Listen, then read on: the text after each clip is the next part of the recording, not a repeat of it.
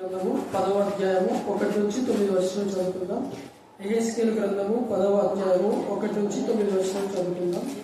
నేను చూచుచుండగా కేరూబులకును పైగానున్న ఆకాశ మండలము వంటి దానిలో నీలాకాంతము మయమైన సింహపు సరుము వంటి ఒకటి ఆగుపడెను. అప్పుడు అనిసె నారబట్ట ధరించుకునే వానితో, యెహోవా కేరూబు కిందనున్న చక్రముల మధ్యకు పోయి కేరూబుల మధ్యనున్న నిప్పులు చేతుల నిండా తీసుకొని పట్టణము మీద చల్లుమని సెలవీయగా, నేను చూచుచుండునంతలో అతడు లోపలికి పోయాను. అతడు లోపలికి పోగా కేరూబులు మందిరపు కుడి పక్కనను నిలిచి ఉండెను, మరియు మేఘము లోపలికి ఆవరణమును కమ్మి ఉండెను. యెహోవా మహిమ కేరూబుల పై నుండి ఆరోహణమై మందిరపు గడప దగ్గర దిగి నిలిచెను, మరియు మందిరము మేఘములతో నిండెను. ఆవరణమును యెహోవా తేజో మహిమతో నిండినదాయను. దేవుడైన సర్వశక్తులు పలుకున్నట్లు కేరూబులు రెక్కల చప్పుడు బయటికి ఆవరణములకు వినపడెను. కేరూబుల మధ్య నుండి చక్రములు దగ్గర నుండి అగ్ని తీసుకోనమని ఆయన అవిసె నారబట్ట ధరించుకున్న వానికి ఆజ్ఞేయగా, అతడు లోపలికి పోయి చక్రముల దగ్గర నిలిచెను. కేరూబులలో ఒకడు కేరూబుల మధ్యనున్న అగ్ని వైపు చేయి చాపి నిప్పులు తీసి అవిసె నారబట్ట ధరించుకున్న వాని చేతిలో నుంచగా, అతడు అవి పట్టుకొని బయలుదేరెను. అంతలో కేరూబుల రెక్కల క్రింద మానవ హస్తరూప ఒకటి కనబడెను. నేను చూచుచుండగా ఒక కేరూబు దగ్గర ఒక చక్రము చొప్పున 4 చక్రములు కనబడెను. ఆ చక్రములు రక్తవర్ణపు రాతితో చేయబడిన వాయను. దేవుడి లెక్కన బాగా దీవించుగాక. ఆమేన్.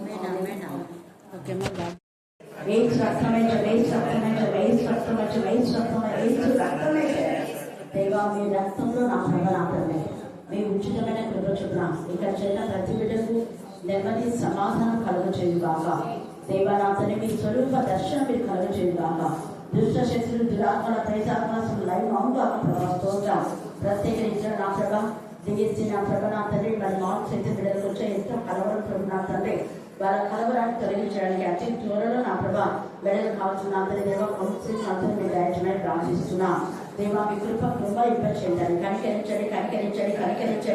నా భక్తి, నా శక్తి కాదు, మీ మహా కనికరం బట్టి, మీ కృపను బట్టి, మీ దయం బట్టి, మీ జాలిని బట్టి నా ప్రభ నాథనే వారికి మీరే మాత్రం ఉద్యోగాలు ఏర్పాటు చేయమని ప్రార్థిస్తున్నాం. బిడ్డలు నా తల్లి ఉద్యోగం చేయాలని ఇష్టపడుతున్నాం నాయన. దేవా, కృపద జ్ఞాపకం చేసుకోమని ప్రార్థిస్తున్నాం. అలాగే నా ప్రభా జ్యోతి నా ప్రసవ సమయం వరకు, హైమావతి ప్రసవ సమయం వరకు మీ సన్నిధిగా తోడుగా ఉంచుగాక. మేకలు రావడం నా కుటుంబాన్ని అంతని మీరు ఆశించి దర్శించండి.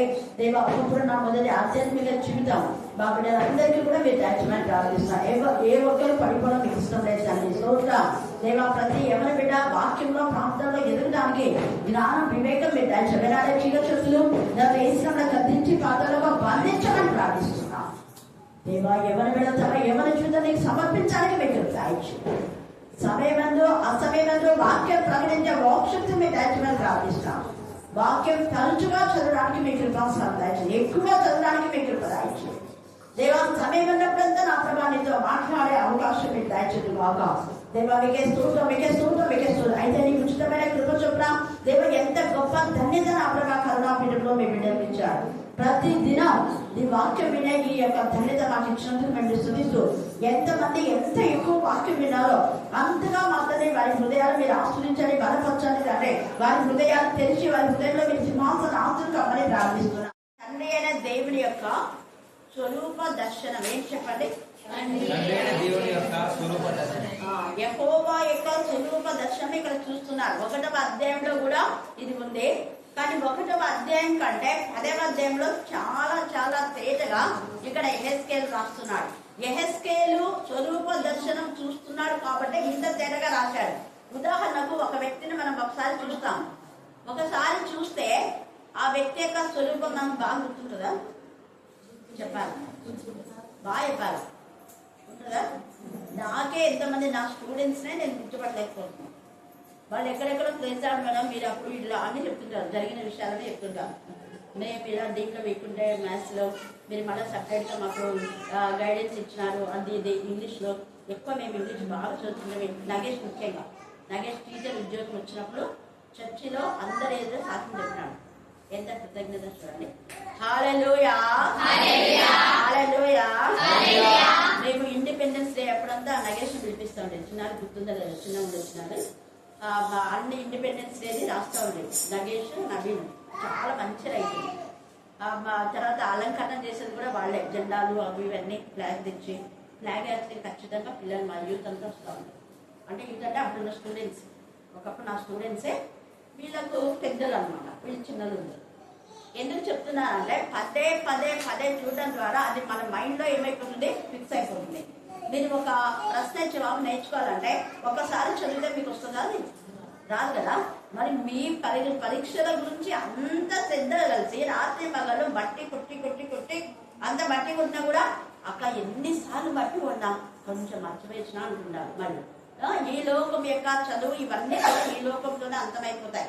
మనం చదివే ఎన్ని డిగ్రీలు చేసినా, ఎంత డాక్టరేట్ చేసినా కూడా, ఎన్ని లక్షలు సంపాదించినా, ఎంత ఆస్తులున్నా అన్నీ ఈ లోక సంబంధంకే. కానీ అవి ఉన్నాయని మనం దేవుని స్తుతించాలి అంత మటుకే. అయితే ఆత్మ సంబంధమైన విషయాల్లో ఇహపరములలో మనకి ఎప్పుడు మనతో ఉంటాయి. హల్లెలూయా, హల్లెలూయా. ఆయన స్వరూప దర్శనం మన మైండ్లో ఉందంటే, మన హృదయంలో ఉందంటే ఎంత ఆశీర్వాదం. మనం చూస్తే లుదియా అక్కడ నిన్న చెప్పింది కదా మెర్సీ, కానీ ఆ వివరణ ఇచ్చేటప్పుడు ఇంకా చాలా విషయాలు ఉన్నాయి అక్కడ. లుదియా అప్పుడప్పుడు వచ్చేది అనమాట ఆమె. కానీ ఎంత ఆసక్తితో వచ్చింది, ఎన్నిసార్లు వచ్చిందో, ఎన్నిసార్లు వచ్చినా ఆమె వాక్యం పైన సరైన కాన్సన్ట్రేషన్ చేయలేదు లుదియా. కానీ ఎప్పుడైతే వాక్యం పట్ల సరైన విధానంలో అన్నింటినీ వదిలిపెట్టి వాక్యంనే ధ్యేయంగా ఆమె ధ్యానం చేస్తుందో, వాక్యం వింటుందో శ్రద్ధగా, అందుకే ద్వితీయోపదేశకాండ 28 ఎప్పుడు మర్చిపోకూడదు. ఆమె శ్రద్ధ ఎప్పుడైతే వహించిందో అప్పుడు దేవుడు ఆమె హృదయం తెచ్చాడు. మనం ఎన్ని ఏళ్ళుగా వాక్యం విన్నా కూడా మన హృదయం తెరవబడలేదంటే మన వాక్యం పట్ల శ్రద్ధ లేదేమో ఒకటి. రెండవది, లేదక్క నా హృదయం దేవుడు తెచ్చాడు, నేను బాగా వాక్యంలో ప్రార్థనలో ఉన్నాను అని రెండవది ఉంటే మీరు ఏం పని చేస్తారు? రెండవ వేలో ఉంటాయి. ఒకటేమో నిజంగా నువ్వు శ్రద్ధగా ఉంటే దేవుడు ఖచ్చితంగా నీ హృదయం తెరుస్తాడు. నీ హృదయం తెరవబడిందంటే, రెండవది నీ హృదయం తెరవబడిందంటే నువ్వు ఏం చేస్తావు అంటే ఖచ్చితంగా నీటి వాళ్ళందరినీ లక్ష్యంలోకి వచ్చేలా ప్రయత్నిస్తావు. మూడవది ఏం చేస్తావు అంటే నీళ్ళు ఆశీర్వదించబడాలి, దైవజనులు రాకుండా బతిమాలుతావు. ఖచ్చితంగా నీళ్ళలో దైవజనులు రావాలని ఇష్టపడతావు. మరి ఎంతమంది ఇళ్లలో దైవజనులు వచ్చారు? దైవజనుడు అంటే దేవుడి యొక్క ప్రతినిధి. దైవజనుడు ముందు వెళ్తున్నా అంటే దైవజను కంటే ముందు దేవుని సన్నిధి అక్కడికి వెళ్తుంది. అందుకని ఆయన అంటాడు కదా, మీరు ఎక్కడికి వెళ్తే అక్కడికి నేను వచ్చి ఆ స్థలం ఆశీర్వదిస్తాను అంటాడు. అలాగే దావీదు అంటాడు, తండ్రి అయిన దేవా నేను నా కుటుంబం నీ ఆశీర్వాదం నుండి ఆశీర్వదించబడును గాక. అంటే నీ ఆశీర్వాదం అంటే దావీదు ఆశీర్వదించబడి దావీదుతో ఎవరైతే అనుసంధానమై ఉన్నారో వాళ్ళందరికీ ఆశీర్వాదం వచ్చినాయి, మిగతా వాళ్ళకి లేదు. అలాగనే అబ్రహాం ఆనుకొని ఉన్నంత వరకు లోతుగా ఆశీర్వాదం. అబ్రహాం విడిచిపెడితే ఆశీర్వాదాలు ఏమైపోయాయి? కారణం ఏంటి? అబ్రహామును బట్టి దేవుని లోకం ఆశీర్వదిస్తున్నాడు. దైవజనులను బట్టి నీకు బ్లెస్సింగ్స్ వస్తాయి. నీ యొక్క వే ఆఫ్ థింకింగ్ బట్టి. అక్కడ సునేమీరాలు అంతమంది ప్రజలు ఉన్నారు, కానీ ఎవరు ఆ యొక్క ఎలీషా ప్రవక్తను నిజంగా ఆహ్వానించినారా? ఎవరైనా ఆహ్వానించారా? కానీ ఆమె ఎప్పుడైతే ఆహ్వానించిందో ఆమెకు అన్ని ఉన్నాయి, ఒక్కటి కొరత. ఆ కొరతను దేవుడికి ఫుల్ఫిల్ చేస్తాడు. మనకి ఏది తక్కువ ఉంటుందో అది దేవుడు మనతో ఉంటే సమస్తము సమకూరుస్తాడు.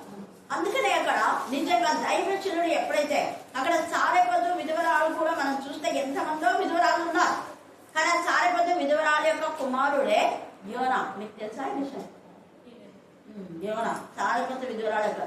ఈ మొదట ఒకసారి ఆ విధవరాలు ఎవరు అంటే ఆమె మామూలుగా మనం గ్రంథాలు చూసినట్లయితే ఆ యొక్క సునేమీరాలే అని కొంతమంది చెప్తారు. కొన్ని గ్రంథకర్తల్లో రాస్తే అంటే మొదట ఆమెకు ఇస్తాడు, తర్వాత చనిపోతాడు ఆ కుమారుడు. చనిపోతే ఆమె కుమారుని అక్కడ పెట్టి దైవజనుడి దగ్గరికి వస్తుంది. నేనేమని అడిగానా, నువ్వు నాకు ఎందుకు ఇచ్చావు కుమారుని అని చెప్తాడు. చెప్తే అప్పుడు అంటాడు ఆయన, సరే నేను వస్తాను కదా అని ముందు గెహాజీ పంపిస్తాడు. గెహాజీ స్వస్థపరచలేకపోతాడు. కానీ ఎప్పుడైతే ఈ ప్రవక్త అతని పైకి వెళ్తాడు, దేవుని యొక్క స్వరూప దర్శనం, ఆయన స్వరూపముందు ఆయన పోలిక చొప్పున మనం చేశాడు కాబట్టి ఆయన స్వరూపము ఆ పిల్లవాని పైకి రాగానే వెంటనే జీవం వచ్చేసి. అలాగనే ఎలీషా యొక్క శల్యములలో దేవుని స్వరూపం ఉంది, దేవుని జీవం ఉంది. అందుకనే వేరే వేరే సమాధుల్లో ఎంతమంది సమాధి చేశారు, కానీ ఎందుకనో వేరే సమాధి అతని కోసం తవ్వి ఉంటారేమో, అక్కడ పెట్టకుండా లేదు ఈ ప్రవక్త, అక్కడ ప్రవక్త ఉన్నాడని నాకు తెలుసో తెలియదు నాకు. కానీ మొత్తానికి ఆ సమాధిలో పెట్టడానికి పెట్టి వెంటనే అతను బ్రతికిపోయాడు. ఎంత ఆశ్చర్యం! ప్రపంచమంతా అట్టుడికి పోయింది, అది అందరికీ న్యూస్ వెళ్ళిపోయింది. అప్పుడు ఇంత న్యూస్ లేవు, కానీ కొంత టైం అయిపోయినది, కొన్ని సంవత్సరాలు కానీ తెలిసింది. గ్రంథంలో ఇంత తేటగా రాసినా కూడా అన్యులకు అనేక మందికి ఇది అర్థం కాదు. అంటే ఎముకలలో దేవుని యొక్క మరి శక్తి ఉంది. అక్కడ దేవుని శక్తి అంతగా ఎలీషా ఎముకలో ఉందంటే దేవుని స్వరూప దర్శనంతో ఆయన అనుసంధానమై ఉన్నాడు. ఆయన యొక్క రక్త మాంసంలో లేకపోతే ఆయన యొక్క శరీరంలో, ఆయన ఎముకలలో కూడా తండ్రి అయిన దేవుడు ఉన్నాడు అన్నది. ఆయన రక్తపు బిందువులలో దేవునితో ఆయన మింగిలై ఉన్నాడు అన్నది. పాలలో నీళ్ళు ఎలా కలిసిపోతాయో దేవుడు అలా కలిసిపోయాడు. అందుకనే దేవుని తాకితే, యేసయ్యని తాకితే రక్తస్రావం గల స్త్రీకి ఎలా స్వస్థత వచ్చిందో, ఎముకలను తాకితే అతను జీవంతో ఉన్నాడు. ఎంత గొప్ప దేవుడు! కారణం ఒకటే, వాళ్ళు పదే పదే పదే దేవుడి వైపు చూస్తున్నారు. అందుకే ఏలియాని అంటి పెట్టుకుని ఉన్నాడు. ఎలీషా వదలలేదు, అందరు వదలలా, ఎలీషా వదలలేదు. 2 పాళ్ళు ఏలియా యొక్క 2 పాళ్ళు ఎలీషాకు వచ్చినాయి. ఈ యొక్క రాత్రి కాల సమయంలో ఈ 10వ అధ్యాయం ఎన్నిసార్లు చదివితే అంత బ్లెస్సింగ్స్ అని చెప్పడానికి. అందుకే ఇక్కడ నేను చూచుచుండగా అన్నాడు, చూస్తున్నాడు. నేను చూచుచుండగా కెరూబులకు పైగానున్న ఒక్కసారి మీరు మైండ్ లో అంతా స్కెచ్ వేసుకోండి. చూస్తుంటే కెరూబులకు పైగా, ముందు కెరూబులు ఉన్నారు, కెరూబులు రెక్కలు ఉన్నాయి. 6 రెక్కలు. ఈ 6 రెక్కలు అంటే కొన్నిటికేమో శరాపులకు 6 రెక్కలు ఉంటాయి, కెరూబులకు 4 రెక్కలు ఉంటాయి. ఈ రెక్కలలో 2 రెక్కలు ఇట్లా పైకి పెట్టుకున్నాయి, 2తోనేమో అవి ఎగిరే జీవితంలో ఉంటాయి. ఆ 2 రెక్కల పైన ఆకాశ మండలం ఉంది. ఆకాశ మండలాన్ని మోస్తున్నాయి. చూడండి, ఆకాశ మండలము వంటి దానిలో అంటున్నాడు. మామూలుగా 3వ ఆకాశం వరకు అపోస్తలుడైన పౌలు వర్ణిస్తాడు. కానీ కొంతమంది చెప్పేట ప్రకారం అయితే 7 మండలాలు, 7 ఆకాశాలు ఉన్నాయి. కానీ మనకు 3 వరకే దేవుడు చెప్తున్నాడు. అత్యున్నతమైన సింహాసనం అక్కడ ఉంటుంది అనేది చెప్తారు. తర్వాత ఇప్పుడు మనం చూసే ఆకాశంలో దురాత్మల సమూహంలో ఉన్నాయి. ఇంకొక ఆకాశంలో అనేక మంది దేవుడు వారికి రెస్ట్ ఇచ్చేటటువంటి ప్లేస్, అది విశ్రాంతి తీసుకుంటున్నారు. ఇంకా ఇక్కడ ఈ 3వ ఆకాశంలోనే ఇప్పుడు ఇంతకు ముందు మృతులైన వాళ్ళు మనము కలిసి 3వ ఆకాశంలో కొనుక్కోబడతామని చెప్తుంటారు. అందుకే ఒకడు కొనుక్కోబడినాడు, కానీ అతడు శరీరంతో కొనుక్కోబడినాడు, శరీరంలోకి కొనుక్కోబడినాం నాకు తెలియదు అంటాడు పౌలు కదా. ఆ కొనుక్కోబడిన వ్యక్తి ఎవరు? ఆకాశ మండలంలోకి వెళ్ళిన వ్యక్తి ఎవరు? యోహాను. ప్రకటన 4 ఉంది కదా ఇక్కడికి ఎక్కిరమ్మని. అంతా ప్రకటన 4 అంతా. అందుకే ప్రకటన చదవాలి, యెహెజ్కేలు చదవాలి, దానియేలు చదవాలి. ఇవన్నీ చదివితే మనకు దేవుడి యొక్క స్వరూప దర్శనం, పరలోకం ఏంటి, దేవుడి సన్నిధి ఏంటి అనేది అర్థమైపోతుంది. ఒకదానికొకటి అనుసంధానం. ఖచ్చితంగా ప్రకటన, యెహెజ్కేలు దగ్గర పెట్టుకొని చదవండి. అవి 2 దగ్గరనే ఉంటాయి. అందుకని ఇక్కడ ఆకాశ మండలం వంటి దానిలో అంటాడు. అలాగనే యెషయా కూడా చాలాసార్లు దేవుడి స్వరూప దర్శనాలు చెప్తారు. యెషయా మనం చూస్తే 6వ అధ్యాయము 5వ వచనం చదవండి. 6, 5, 5 4 చదవండి. గడప కమ్ములకు నాగులు కదలుచు మందిరము ధూమము చేత నిండగా అయ్యో నేను అపవిత్రమైన పెదవులు గలవాడను, అపవిత్రమైన పెదవులు గల చెరువుల మధ్యలో నివసించువాడు. చాలు, ఇక్కడంతా చూస్తాడు. ఈయన కూడా స్వరూప దర్శనం 1 నుంచి 4 దాకా చూశాడు. అది అక్కడ స్వరూప దర్శనం ఎప్పుడైతే నువ్వు చూస్తావో నీ పాప పంకిలమైనటువంటి జీవితం మార్చబడుతుంది. అక్కడ లురియా శ్రద్ధగా వాక్యం వినింది కాబట్టి మనం కూడా శ్రద్ధగా వాక్యం చూడాలి, చదవాలి.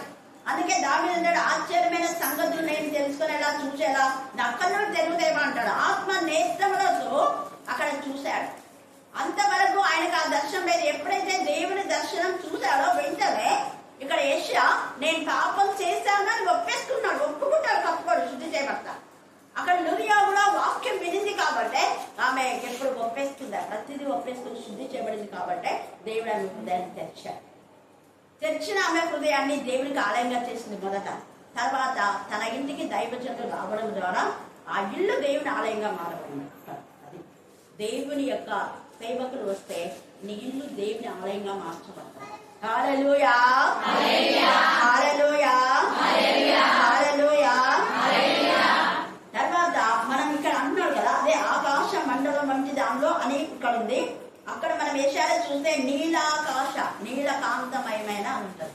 నీలకాంతమయమైన గోళాకారంలో మీరు పదే పదే పదే చదవండి. ఆ యొక్క మనం చూస్తే 6వ అధ్యాయం ఎన్నిసార్లు చెప్తారో అన్నిసార్లు చదవండి. 10 చదవండి.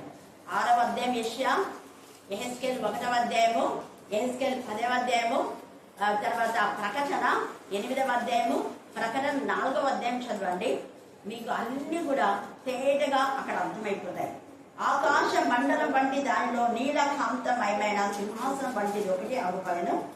అప్పుడు అవిసనార బట్ట ధరించుకునే వారితో యెహోవా కెరూబు క్రిందనున్న చక్రముల మధ్యకు పోయి కెరూబుల మధ్యనున్న నిప్పులు చేతుల నిండా తీసుకొని. ఇదే మాట ప్రకటన 8వ అధ్యాయంలో కూడా ఉంది. చదవండి. ప్రకటన 8వ అధ్యాయం 3-4 వచనాలు చదవండి. మరియు సువర్ణ ధూపార్తి చేత పట్టుకొని ఉన్న సువర్ణ ధూపార్తి చేత పట్టుకొని ఉన్న వేరొక దూత వచ్చి బలిపీఠం ఎదుట నిలవగా సింహాసనం ఎదుట ఉన్న సువర్ణ బలిపీఠం పైన పరిశుద్ధులందరి ప్రార్థనతో. చూడండి, ఇక్కడ ఎవరున్నారంటే పరిశుద్ధులందరి ప్రార్థన. నేను అందుకనే ఏం చెప్తున్నా మీరు అంటే మన సహవాసం పరిశుద్ధులతో ఉండాలి. ఆ లుదియా ఎంతమంది సహవాసం చేసిందో ఆమె ఉదయం తెరవడం అంటే ఆమె మంచి ధనవంతురాలు, చాలా మానసికంగా వెక్స్ అయిపోయింది. ఆమె అంత ధనవంతురాలు ఒక్కరోజు ఆ యొక్క పొడిని అమ్మకపోతే ఎంతో ఆమె నష్టపోతుంది. అయితే నష్టపరుచుకొని దేవుని సన్నిధికి వచ్చినాడు. అందుకనే దేవుడు ఆమె హృదయాన్ని తెరిచాడు. ఇక్కడ పరిశుద్ధులు సహవాసంలో ఉన్నందుకు ఆమెకు నెమ్మది సమాధానం దొరికింది. అందుకే ఫెలోషిప్ అంటే ఒక్కసారి వాక్యం వింటే అంతే 1 మార్కు వస్తుంది, 2 సార్లు అంటే 2 మార్కులు, ఎన్నిసార్లు అంటే అన్ని మార్కులు ఇవ్వాలి. మీరు ఎన్నిసార్లు విన్నారో మీరే చూసుకోండి. మీకు మార్కులు కావాలి అంటే, లేదా ఐశ్వర్యం కావాలంటే ఎంత వాక్యం వింటామో ఆ వాక్యం పరలోక ముందు మనకు ధనంగా చేర్చవచ్చు. ఎన్నిసార్లు వింటావో, ఎన్నిసార్లు చదువుతావో, ఈ వాక్యం వినడం, చదవడము, ధ్యానించడము, గ్రహించిన ప్రకారం మనం నడిచి వాక్యం చెప్తే ఇక ఎంత ఉంటుందంటే లెక్కలేనన్ని ఆశీర్వాదాలు పరమాత్మ. వాక్యములు గ్రహించి వాక్యానుసారంగా నడుస్తూ మనం చెప్పాలి. అదెక్కడ ఇప్పుడు ఉదాహరణ లుదియా మనం చెప్పినాం అనుకోండి, మరి మన ఇంటికి దైవజనులు నువ్వు ఆహ్వానించినావా అంటాడు దేవుడు. అర్థమైందా? అలాగనే పాటలు పాడుతుందా, ఏదేదో పాటలు. బంగారు ఉయ్యాలు వేసినాడా ఏసైనా తెలివి లేకుండా. నా సమస్తము అని ఏసు ప్రభా నా సమస్తం నీకు ఇస్తా అన్నారు. యాడిస్తున్న సమస్తం కనీసం దర్శన భాగమే సరిగా ఇంకా సమస్తం యాడిస్తాం, పాటనేమో పాడతాం. కానీ అర్థంతో మనం పాట పాడితే ఎంత ఆశీర్వాదం అంటే అంత ఆశీర్వాదం. అది ఇక్కడ పరిశుద్ధులు అంటున్నారు. పరిశుద్ధులలో మన లైఫ్ ఏంటో మనం గుర్తించగలుగుతాం. అందుకే పరిశుద్ధుల ప్రార్థన దేవుడు విన్నాడు. పరిశుద్ధుల ప్రార్థన పరమకు చేర్చుకొని పోయింది. ఆ ప్రార్థనతో పాటు ఈ యొక్క నిప్పులు చూడండి అక్కడ తీసుకొని వస్తాడు. పరిశుద్ధులందరి ప్రార్థనతో కలుగుటకై అతనికి ధూపద్రవ్యం వేయబడెను. అప్పుడు ఆ ధూప ద్రవ్యముల పొగ పరిశుద్ధుల ప్రార్థనతో కలిసి దూత చేతుల్ని పైకి లేచి దేవుని సన్నిధిని చేరాడు. ఆ నిప్పులు తీసుకొని వచ్చి అవన్నీ కలిసి దేవుని సన్నిధికి చేరినాయి. తర్వాత ఇంకొక చోట నిప్పులను తీసుకొని భూమి మీద చదివితే భూకంపం వచ్చింది భయంకరంగా. 8వ అధ్యాయంలో మరి ఇంకా మిగతా అధ్యాయంలో ఉంది. ఎంత బాధాకరంగా ఇక్కడ. అందుకనే నిప్పులు తీసుకోమంటున్నాను. ఆ నిప్పులు తీసుకున్నాడు అవిసనార బట్ట ధరించినటువంటి వ్యక్తి. అప్పుడు ఏమైంది చదవండి. చేతుల నిండా తీసుకొని పట్టణం మీద చల్లుమని చెలవేగా. ఇంకా నేను చూచుచున్నంతలో అతడు లోపలికి పోయాను. అతడు లోపలికి పోగా కెరూబులు మందిరపు కుడి ప్రక్కను నిలిచిండెను. మరియు మేఘము లోపలి ఆవరణను మేఘము, ఇక్కడ అండర్లైన్ చేసుకోండి, మేఘము లోపలి ఆవరణను కమ్మి ఉండేది అంటున్నాడు. ఇక్కడ మందిరము ధూమంతో నింపబడుతుంది. ఎప్పుడు అంటే పరిశుద్ధుల ప్రార్థన చేసినప్పుడు ప్రార్థన ధూపమై మందిరం నింపబడి మందిరంలో నుంచి దేవుని సన్నిధికి వెళ్తారు. హల్లెలూయా.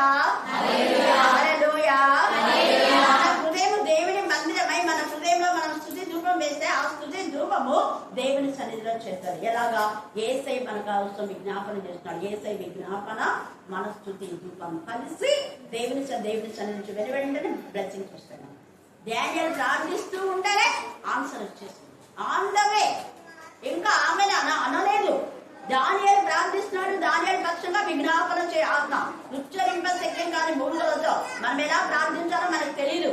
కానీ దానియేలులో విజ్ఞాపన ఆత్మను ఉంచాడు దేవుడు. కరుణించి ఆత్మను ఉంచాడు. ఆ కనికరంతో అయ్యో ఇంతమంది ప్రజలు నాశమైతారా ప్రభువా, మరి వాళ్ళకి రక్షణ దయచేయండి అంటూ దానియేలు ఎంతగానో ఉపవాసం ఉండి 21 రోజు ఆయన ప్రార్థిస్తూ ఉంటే ఆ ప్రార్థన ఇంకా పూర్తి కాకముందే గాబ్రియేల్ వచ్చి నువ్వు బహుప్రియుడు, నీ ప్రార్థన వినబడింది, నీకు జవాబు. అదే నేను ఇంకా ఆమె అనలేదే అనకపోయినా. హృదయ శుద్ధితో చేసే ప్రార్థన దేవునికి ఎంత ఇష్టము. అలాగే హృదయ శుద్ధితో చేసినటువంటి ప్రార్థన, పరిశుద్ధులతో కలిసి చేసిన ప్రార్థన, విజ్ఞాపన ఆత్మ తీసుకొని పైకి వెళ్ళిపోతాడు. అంటే సర్టిఫై చేస్తాడు. మనం చేసినటువంటి ప్రార్థనకు మనం రాసినటువంటి అది ఒక ప్రశ్న పేపర్, అనేది ఒక జవాబు, ఆన్సర్ షీట్ అంటున్నాం. ఆన్సర్ షీట్ కు సిగ్నేచర్ చేస్తారు యేసయ్య నామం. It is up to God అన్నారు. ఒక హెచ్ఎం ఎలాగ సంతకం చేస్తుందో అలాగనే మీరు రాసినటువంటి పరీక్ష పేపర్లన్నిటి కూడా అక్కడ ఇన్విజిలేటర్స్ సంతకం ఉంటుంది కదా ప్రతిదానికి. తర్వాత ప్రిన్సిపల్ సంతకం ఉంటుంది. తర్వాత ఆ యొక్క ఎగ్జామ్ యొక్క మెయిన్ ఎవరుంటారో ఆ 3 సంతకాలు ఉంటేనే ఆ పరీక్ష పేపర్ ఆన్సర్ షీట్ వేరే వాళ్ళు వచ్చి దిద్దిన తర్వాత మళ్ళీ దిద్దిన వాళ్ళ సిగ్నేచర్ ఎన్ని ఉంటాయి అన్ని ఉంటేనే ఆ మార్కులు మీకు వచ్చాయి. ఊరికే రావు మార్కులు.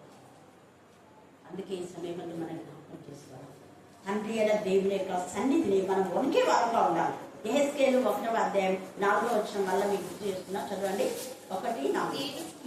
నేను చూడగా ఉత్తర దిక్కు నుండి తుఫాను వచ్చుచుండెను.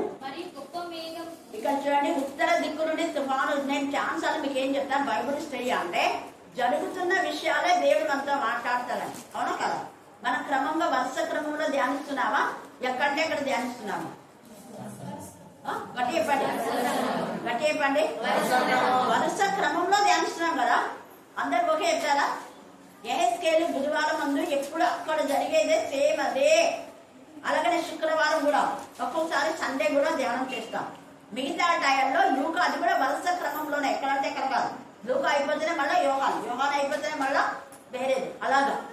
అయితే ఇక్కడ మనం ఆ ధ్యానం చేసేటప్పుడు ప్రజెంట్ పరిస్థితిలో లోకంలో ఏం జరుగుతున్నాయో అదే దేవుడు మాట్లాడుతారు వాక్యంతో చెప్తున్నాం కదా. మరి ఆ 1వ అధ్యాయం ధ్యానించేటప్పుడే మనకు భయంకరమైన ఫ్లడ్స్ వచ్చినాయి. ఇప్పుడు కూడా చూస్తున్నాం కదా, ఎంతమంది ఉపద్రవం, భయంకరమైన ఉపద్రవం. వాక్యం తేటగా దేవుడు మనతో మాట్లాడతారు. అలా ఇలా కాదు. మేఘాలు, ఉప్పెన్లు, జపాన్, చైనా ఎన్నెన్ని ఆ యొక్క భయంకరమైన తుఫాన్తో. అందుకే ఇక్కడ తేటగా రాస్తున్నాడు. చదివేటప్పుడు మనం గుర్తుపెట్టుకోవాలి, లోకంలో ఏం జరుగుతుందో అదే దేవుడు మనతో నీతో నాతో మాట్లాడతాడు. తర్వాత గొప్ప మేఘము, అది గోళము వలె గుండ్రంగా ఉన్న అగ్నియు కనబడను. ఏమా కాంతి అని ఇక్కడ చెప్పాడు. నీల కాంతిమయమైన అని ఇంకొక చోటు చెప్తాను ప్రకటనలో, తర్వాత యెషయాలో, తర్వాత యెహెజ్కేలు. అందుకే ఒకదానికోటి బైబుల్ అన్నది ఖచ్చితంగా దేవునికి మహిమకరమైన విధానంలో అక్కడ వేరే ఇక్కడ వేరే ఉండదు. అన్ని తీసుకు ఉంటాయి. 4 సువార్తల్లో యేసు ప్రభుల యొక్క మరి ఆయన యొక్క జననం, ఆయన యొక్క మరణం, పునరుద్ధానం గురించి 4 ఆయన ఆశ్చర్యాలు, అద్భుతాలన్నీ 4 సువార్తలు ఉంటాయి. ఎంత తేటగా రాస్తాడు 4 సువార్త. అలాగనే యెహెజ్కేలు కానివ్వండి, మనం ప్రకటన గ్రంథం కానివ్వండి, ఇంకా కొన్ని మనం చూస్తే దేవుని యొక్క స్వరూప దర్శనం దావీదు కూడా చూసి మాట్లాడతారు. తర్వాత ఇక్కడ యెహెజ్కేలు 10వ అధ్యాయం 5వ వచనం 4వ వచనం, యెహోవా మహిమ కెరూబుల పై నుండి ఆరోహణమై మందిరపు గడప దగ్గర దిగి నిలిచెను. మరియు మందిరము మేఘంతో నిండెను. ఆవరణమును యెహోవా తేజో మహిమతో నిండినది. ఆయన మందిరంలో దేవుని మహిమ ఉండాలా. మందిరం దేవుని మహిమ లేకుండా వీళ్ళు మందిరాన్ని పాడు చేస్తున్నందుకు దేవుడు కోపం వచ్చి 9వ అధ్యాయంలో కనికరించకుండా వాళ్ళందరూ కూడా పాడు చేశారు. ఇంత మహిమతో ఉన్న ఈ మందిరాన్ని వీళ్ళు ఏం చేస్తున్నారు ఇక్కడ ప్రార్థిస్తారు. పరలోకంలో ఏది దేవుని మందిరం ఉందో అదే ఇక్కడ మందిరం కట్టమని చెప్పేసి ఆజ్ఞాపించాడు. పరలోకంలో ఏది ఉందో అదే ఏదైనా తోట ఇక్కడ వేశారు. అక్కడ ఏదైనా తోట సేమ్ ఉంటుంది, కాకపోతే పెద్ద ఉండొచ్చు మేబీ. ఆ స్వరూపంతోనే అక్కడ 24 పెద్దలు కూడా ఈ ఇజ్రాయేల్ 12 గోత్రాలు 12 మంది శిష్యులు కాదు. అది ఎప్పుడో ఆయన తయారు చేస్తున్నది ఒక సభ. యోగులో అంటాడు, యోగు ఎప్పుడో ఉన్నాడు, యోగు మాట్లాడతాడు. దేవుని సభ జరిగేటప్పుడు అపవాదిపోతుంది. అప్పటికే 24 పెద్దలను ఏర్పాటు చేస్తున్నాడు దేవుడు. ఇక్కడ ఎంత ఇదిగా మనం చూస్తే ఈ 9వ అధ్యాయంలో, అందుకనే దేవుని మందిరంలో వాళ్ళు ఇంతగా పాడు చేశారు కాబట్టి 10-11 వచ్చిన చదవండి. 9వ అధ్యాయం 10-11. కాబట్టి కటాక్షం ఉంచకయు వాళ్ళకు భయం లేకునేది దేవుని మందిరం అనే లేకుండా మందిరాన్ని ఇష్టానుసారంగా మనం వాడితే మన ఇష్టం వచ్చినట్టుగా ఒక్కొక్క విధానంలో మనం చేస్తుంటాం. ఒక్కొక్కరు ఒక్కొక్క విధానంలో మందిరంలో కార్యక్రమాలు చేస్తుంటారు. దేవుడు ఊరుకోడు. అందుకే ఇక్కడ అంటున్నాడు, చదువున్నాం. కటాక్షం ఉంచకయు కనికరం, కటాక్షం లేదు, కనికరం లేదు. నేను ఎందుకు కటాక్షము కనికరం లేదు అంటే వాళ్ళ ప్రవర్తన ఫలం వారు అనుభవించేలా చేసేదాన్ని. అప్పుడు అవిసనార బట్ట ధరించుకొని లేఖికుని చిరాబుండే నడుమున కట్టుకుని వాడు వచ్చి, నీవు నాకు ఆజ్ఞాపించినట్టు చేసిందని మనం చేశాను. నువ్వు ఏం చెప్పినావు అదే చేసినాం. ఏం చెప్పినాడా? అందరినీ సంహరించమని చెప్పాను. ఎవరికైతే గురుతు ఉందో 9వ అధ్యాయంలో గురుతు ఉన్న వాళ్ళని మాత్రమే కాపాడు. గురుతు ఉన్న వాళ్ళని కాపాడు. ఇప్పటికీ అంటున్నారంటే గుడిలో చాలా మంది వాడేమో చచ్చిపోయా, వీనికేమి కాదుగా, వానికేమో ఏం కాదు, వానికి ఏం కానందుకు అందరు కడుపునమంట. అంటే ఏమన్నా అయితే బాగుంటుందా? వాడికేం కాదా, పవన్కేం కాదా, పవన్కేం కాదా, ఏం కాదా, ఎందుకు దేవుడు ఏదో గుర్తించాడు. ఇక్కడ గురుతు ఉన్న వాళ్ళకు మాత్రమే ఏం కాదా. చూడండి, మీరు మళ్ళొకసారి 9వ అధ్యాయం బాగా చదువుకోండి. మీరు ఆల్రెడీ చాలా మంది విన్నారు. వినని వాళ్లకు మరొకసారి నేను తెలియజేస్తా. 4వ వచనం 9:4. యెహోవా యెరూషలేము అను ఆ పట్టణంలో ప్రవేశించి చుట్టూ తిరిగి దానిలో జరిగిన హేయ కృత్యములను గూర్చి మూర్ఖులుడుచు ప్రలాపించుచున్న వారి లలాటములను గుర్తు వేయమని వారికి ఆజ్ఞాపించే. మందిరంలో పాడు చేస్తున్నారని బాధపడుతున్న వీళ్లకు దేవుని యొక్క గుర్తుంది. అందరికీ అంతే. ఇష్టానుసారంగా డాన్స్ వేయడం, చిందులేయడం, కళ్యాణ మండపం ఒకటి ఉంటుంది, మళ్ళీ ఇక్కడ మళ్ళీ పెళ్లిళ్ళు పేరడాలన్నీ. దేవుని మందిరంలో ఇష్టానుసారం అయిపోయింది. వాక్యం గడపడకుండా ఫ్లెక్సీలు పెట్టింటారు. ఒక్కరోజు ఉంటుంది. అక్కడ ఆ గోడల్లో ఏమేమి ఉన్నాయి, మందిరంలో అంతా ఏమేమి రూపాలు ఉన్నాయి అన్ని కూడా అక్కడ చూపిస్తారు. ఎహెస్కేల్ చూపించి ఈ గురుతు ఉండే వాళ్ళు మాత్రమే కాపాడబడ్డాడు. మిగతా అందరినీ, చిన్న పిల్లలు కూడా దొరికేశారు. కన్యకలను, చిన్న పిల్లలు అందరినీ, ఎవరికి కనికరం చూపొద్దు అని చెప్తారు. మీరు అదంతా చదవండి. 5వ వచనంలో అంటాడు కదా, నా పరిశుద్ధ స్థలం దగ్గర మొదలుపెట్టి కటాక్షమైన కనికరమైన లేకుండా అందరినీ హతం చేయు. అందరూ నశించినట్లు ఎవరిని విడిచిపెట్టగా పెద్దవారిని, చిన్నవారిని, కన్యకలను, పిల్లలను, స్త్రీలను చంపవలను. కానీ ఆ గురుతు ఎవరికి ఉండునో వారిని ముట్టకూడదు. ఎంత ప్రేమగా ఈ రాత్రి నీకు గుర్తు వేస్తాను. దేవుని కనికరం కరుణాపీఠంలో అందరికీ ఉంటారు. మళ్ళీ చెప్తున్నాను, ఏ బ్లెస్సింగ్స్ దేవుడు నాకు ఇచ్చాడో అన్ని మీరు కొనుక్కుంటారు. ఏ సేపు తండ్రి అయిన దేవుడు ఏ బ్లెస్సింగ్స్ ఇచ్చాడో అవి శిష్యులకు అందరికీ వచ్చేసాయి. అలాగనే ఏలియాకు ఏ బ్లెస్సింగ్స్ ఇచ్చాడో ఎలీషా ఆ ఆసక్తితో వెళ్ళాడు. ఎప్పుడు వదిలిపెట్టలేదు. మధ్య మధ్యలో వదిలిపెట్టి దేవుడు నాకు బ్లెస్సింగ్స్ రావాలి. అప్పుడు సలమ్మకి అయిపోయిందా అంటే సలమ్మకి ఏం చెప్తుంది? మీరు డైరెక్ట్ గా దేవుని సన్నిధిలో రెగ్యులర్ గా ఉంటే బ్లెస్సింగ్స్ వస్తాయి. నేను రెగ్యులర్ గా దేవుని ఆరాధించిన ఏనాడు దేవుని యొక్క వాక్యంలో ప్రకటించకుండా ఉండలేదు. ఎప్పుడైతే మీరు అలాగా ఉంటారో ఆ బ్లెస్సింగ్స్ అన్ని మీకు వస్తాయి. మా మమ్మీ డాడీ అలా ఉన్నారు, నేను అలా ఉన్నా, నాకు వచ్చాను. నా తర్వాత ఇక్కడ అందరూ పొందుకున్నారు. ఇప్పటికి మీ సీనియర్స్ అంతా కూడా 35 సంవత్సరాల క్రితం నాతో సహవాసం చేసిన వాళ్ళందరికీ బ్లెస్సింగ్స్ ఉన్నాయి. మరి ఆ బ్లెస్సింగ్స్ రావాలంటే మీరు ఆ గుర్తు వేయబడి ఉంటారు. పరిశుద్ధాత్మ దేవుడు ఇప్పుడు మీలో కూడా ఎంతమందికి ఎన్ని అద్భుతాలు. కాబట్టి దేవుని సన్నిధి అంటే ఆశ్రమాశ్రం కాదు, అది దేవుని ఏర్పాటు చేసుకున్న స్థలం. దేవుని కనుదృష్టి దానిపైన ఉంటుంది. అందుకనే దీని వినయంతో విధేయతో పరిశుద్ధంతో దేవుని చెంద మనం ఉండాలి. 2వ సమూయేలు 14వ అధ్యాయం 17వ వచనం చదవండి.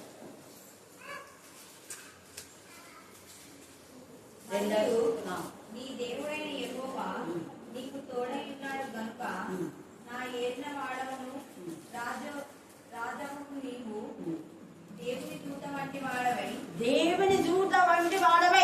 ఎప్పుడు దేవుడు తోడుగా ఉంటే, ఇక్కడ దేవుడు వీళ్ళకి తోడుగా ఉన్నాడు. వీళ్ళు చంపబడకుండా కాపాడబడ్డారు. దేవుని హస్తం తోడుగా ఉంటే నీకేం కాదు. నెహెమ్యాకు, ఎజ్రాకు దేవుని హస్తం తోడుగా ఉంది. మోషేకు దేవుని హస్తం తోడుగా ఉంది. యెహోషువకు దేవుని హస్తం తోడుగా ఉంది.